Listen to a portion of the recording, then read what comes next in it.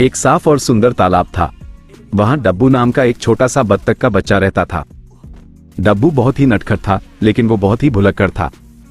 वो सुबह सोकर उठता तो अक्सर भूल जाता था कि उसने अपने खिलौने कहाँ रखे हैं। एक दिन सुबह सुबह जब डब्बू सोकर उठा तो उसने सूरज दादा को देखकर चहकने के लिए अपना मुंह खोला, क्वै क्वै। लेकिन ये क्या, उसके मुंह से कोई आवाज ही नहीं निकली। डब्बू हैरान। उसने अपनी आंखें मटकाई, अपनी छोटी सी गर्दन हिलाकर फिर से कोशिश की, पर आवाज गायब थी। डब्बू घबरा गया। वो तालाब के किनारे अपनी आवाज ढूंढने निकला। ठुमक ठुमक ठुमक ठुमक। रास्ते में उसे चीकू खरगोश मिला जो मजे से गाजर चबा रहा था। कच कच कच कच। डब्बू ने चीकू को इशारे से बताया कि उसकी आवाज खो गई है। चीकू ने हंसते हुए कहा, अरे डब्बू भाई, जरा झाड़ी के पीछे देखो, कहीं तुम्हारी आवाज वहां तो नहीं छुपी। डब्बू झाड़ी के पास गया और जैसे ही उसने झाड़ी के अंदर अपना मुंह डाला, वहां से एक आवाज आई, म्याऊं म्याऊं। डब्बू डरकर पीछे हटा। झाड़ी से पुसी बिल्ली बाहर आई।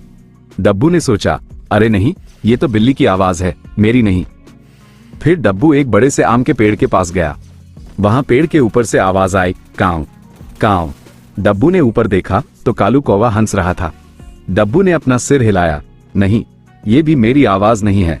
डब्बू उदास होकर तालाब के किनारे बैठ गया और रोने ही वाला था कि तभी वहां जंगल की सबसे नटखट मीकू गौरैया उड़ते हुए आए।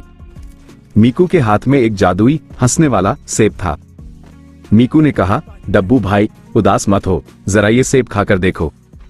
डब्बू ने जैसे ही उस जादुई सेब का एक छोटा सा टुकड़ा खाया, चटुक, वैसे ही सेब ने उसके पेट के अंदर जाकर गुदगुदी करना शुरू कर दिया, तिगड़म तिगड़म। डब्बू को इतनी तेज गुदगुदी हुई कि वह अपनी हंसी रोक ही नहीं पाया और जोर से हंस पड़ा, क्वै क्वै क्वै, हा हा हा, क्वै क्वै क्वै। जैसे ही वह हंसा, उसकी प्यारी और तीखी क्वै क्वै वाली आवाज वापस आ गई। तालाब के सारे बत्तख और जंगल के जानवर खुशी से ताली बजाने लगे। डब्बू अपनी आवाज वापस पाकर इतना खुश हुआ कि वह तालाब के पानी में कूद गया, छपाक, और अपने दोस्तों के साथ मिलकर मजे से तैरने लगा।